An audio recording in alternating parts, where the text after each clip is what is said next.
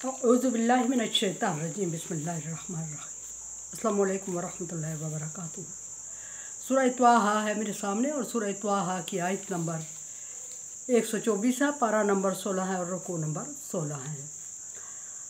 आयत नंबर 123 में अल्लाह तबारक व तआला ने ज़िक्र फरमाया कि आदम अलैहिस्सलाम को जब जन्नत से निकाला गया तो आदम अलैहिस्सलाम ने सवाल किया कि या अल्लाह, क्या दोबारा इसमें आमद होगी हमारी। अल्लाह तबारक व तआला ने ज़िक्र करते हुए फरमाया कि तुम्हारे पास दुनिया में मेरी हदायत ज़रूर आएगी और जो शख्स मेरी हदायत की तबाह करेगा, ताबे रहेगा, उसको जन्नत में दाखिल करूँगा और वो उसमें जन्नत में उसके लिए ना गुमराह होगा ना मशक्क़त होगी उसके लिए। अब ये देखते हैं कि आयत नंबर 124 में अल्लाह तबारक व तआला क्या फरमा रहा है। फरमाया कि मन आरज़ अन ज़िक्री, पीछे जिक्र हुआ कि जो मेरी हदायत की पैरवी करेगा उसको मशक्क़त में नहीं डाला जाएगा, ना दुनिया में ना आखिरत में। यहाँ उसके अपोजिट बात जिक्र हो रही है कि जिसने मेरे हदायत से, मेरे ज़िक्र से मुँह मोड़ा, मेरे कलाम से मुँह मोड़ा, मेरे दीन से मुँह मोड़ा, मेरे नबी से मुँह मोड़ा, उसकी क्या सज़ा होगी। इन्ना लहू मईशतन ज़ंका, दुनिया में उसकी सज़ा ये होगी कि उसकी मायशत को तंग कर दिया जाएगा, उसके रिज़्क़ को तंग कर दिया जाएगा, उसको खस्ता हाली में, तंग दस्ती में डाल दिया जाएगा, उसको दुनिया के सामने ज़लील और रुस्वा कर दिया जाएगा, उसके रिज़्क़ से बरकत उठा ली जाएगी।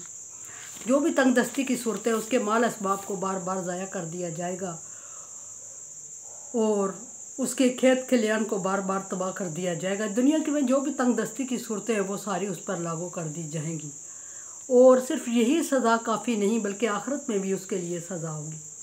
और आखिरत की सज़ा क्या होगी। नहशुरुहु यौमल क़ियामा अमा, क़यामत के दिन उसको अंधा करके जहन्नम के करीब लाया जाएगा और वो चलता हुआ, उसको घसीटते हुए, उसको हाँकते हुए अंधे की सूरत में जहन्नम के करीब ला खड़ा किया जाएगा और वो जहन्नम की तपश को महसूस करेगा और समझेगा कि अभी इसमें गिरने वाला है। अर्ज़ करेगा कि या अल्लाह, मैं अंधा कैसे हो गया, दुनिया में तो मैं देख रहा था। ये अल्लाह तबारक व तआला से सवाल करेगा। अब अल्लाह तबारक व तआला इस सवाल का जवाब देते हुए फरमा रहे हैं, इसको फरमाएंगे कज़ालिका आतत का आयातुना, इस तरह बिल्कुल उसी तरह तुम अंधे हो गए हो जिस तरह दुनिया में तुम्हारे पास हमारी निशानियाँ, हमारी आयात आई, हमारी आयात नाज़ल हुई और फिर तुमने उनसे मुँह मोड़ा और नसीतहा, तुम हमारी आयात को भूल गए थे। बिल्कुल इसी तरह अंधे होके, बहरे होके, गूंगे बन के आयात को इग्नोर कर रहे थे। इसी तरह आज तुम्हें अंधा, गूंगा और बहरा कर दिया। जिस तरह तुम दुनिया में गूंगा, बहरा और अंधा होने की एक्टिंग करते हुए आयात को पसे पुष्ट डालते हुए गुजर जाते थे और जिस तरह हमारी आयात को बुला देते थे, इग्नोर कर देते थे, बिल्कुल उसी तरह हम तुम्हें आज इग्नोर करके बुला देंगे, तुम्हारी तरफ नज़र रहमत नहीं करेंगे। कज़ालिकल यौमा तुमसा, इसी तरह आज के दिन तुम्हें बुला दिया गया है। कज़ालिका नज़्ज़िल मन असरफ़ा, जो शख्स ज़्यादती करता है और मुँह मोड़ देता है उसके साथ ऐसे ही हम उसको बदला दिया करते हैं। ओ वल्लम युमिन बिआयाति रब्बिही, और जो शख्स हमारी आयात पर, अपने रब की आयात पर, निशानियों पर ईमान नहीं रखता, उसका यही अंजाम होता है और क़यामत के दिन उसको अंधा, गूंगा और बहरा कर दिया जाएगा और जहन्नम के करीब लाया जाएगा। वो जहन्नम की तपश महसूस कर रहा होगा लेकिन कुछ कर नहीं सकेगा, देखने की कोशिश करेगा, देख नहीं सकेगा, आंखें होंगी बज़ाहिर उसकी रोशनाई छीन ली जाएगी। वो कहेगा या अल्लाह, ये कैसे। फिर अल्लाह तबारक व तआला उससे कलाम करेंगे। और जो शख्स हमारी आयत पर ईमान नहीं रखता, वल अज़ाब अल आखिरत अशद व अबका, आखिरत का अज़ाब दुनिया के अज़ाब से उसके लिए कहीं ज़्यादा सख्त और मुश्किल है। और फिर ये कि आखिरत का अज़ाब हमेशा रहने वाला है। उसमें सबसे दर्द का, दुख का पहलू ये है कि वो कभी ना ख़त्म होने वाला होगा। कोई भी चीज़ अच्छी हो या बुरी हो, जब उसमें ख़त्म होने का होता है तो फिर उसमें या फिर उसका मज़ा कम हो जाता है और उसकी लज्जत नहीं रहती, या फिर उसका खौफ कम होने लगता है। अगर अज़ाब में है तो ख़त्म होने के जब उम्मीद रखते हैं तो फिर उसके शिद्दत में कमी महसूस करने लगता है बंदा, खा वो कमी हो या ना हो। इसी तरह अगर नेमतों में है तो नेमतों में جب نعمتوں کے ختم یا زوال کا سوچتا ہے تو اس کی مزہ یا نعمتوں کی جو لذت ہوتی ہے وہ ماند پڑنے لگتی ہے اور وہ خوفزدہ ہو جاتا ہے اور صحیح طرح سے اس کو انجوائے نہیں کر پاتا۔ تو اللہ تبارک و تعالیٰ نے فرمایا کہ آخرت کا جو عذاب ہے وہ دنیا کے عذاب کے مقابلے میں بہت سخت بھی ہے اور ہمیشہ قائم رہنے والا بھی ہے۔ افلم یہدی لہم، کیا وہ اس چیز سے بھی ہدایت نہیں لے رہے ہیں؟ اے نبی صلی اللہ علیہ وسلم، آپ ان کو ان کے کام پہ چھوڑ دیں اور ہدایت کا راستہ دکھا کے ان کو آزاد چھوڑ دیں۔ کیا وہ اس چیز سے بھی رہنمائی حاصل نہیں کر رہے ہیں کہ کم اہلکنا قبلہم من القرون، کہ کتنی ہی بستیاں ان سے پہلے وہ جو زمین پر چلتی پھرتی، دیکھتی، کھاتی پیتی، زمین کے نعمتوں سے استفادہ کرتی تھیں اور ان کے سامنے چلتی پھرتی اور ان سے کہیں زیادہ طاقتور اور خوبصورت تھی، کہیں زیادہ محنت کش تھیں، کیا ان کی تباہی اور ہلاکت کی بربادی کے مناظر اپنی آنکھوں سے نہیں دیکھتے؟ اور اگر نہیں دیکھتے تو پھر ان کو عقل پر ماتم ہونا چاہیے، اور اگر دیکھ کے اگنور کرتے ہیں تو پھر بھی ان کی عقل پر ماتم ہونا چاہیے۔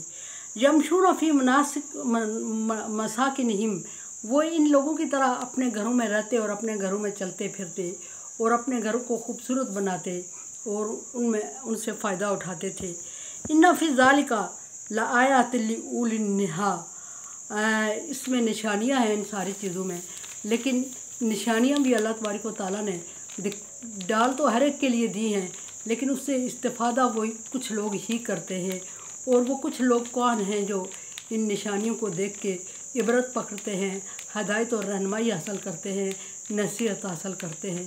یہ نشانیاں، یہ قصے جو پچھلے امتوں کے گزرے ہیں، کچھ لوگوں کے لیے نشانیاں ہیں، کچھ لوگوں کے لیے نصیحت ہے، کچھ لوگوں کے لیے ہدایت ہے، کچھ لوگوں کے لیے عبرت ہے۔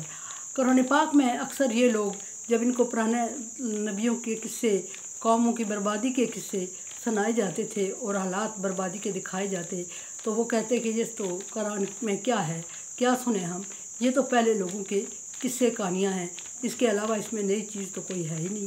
اللہ تبارک و تعالیٰ فرما رہا ہے کہ کسی نبی کے قصے، کسی بستی کی تباہی جب ہم کسی امت کو دکھانے کی کوشش کرتے یا دکھانا چاہتے ہیں تو وہ اس میں چند چیزیں ضرور پائی جاتی ہیں۔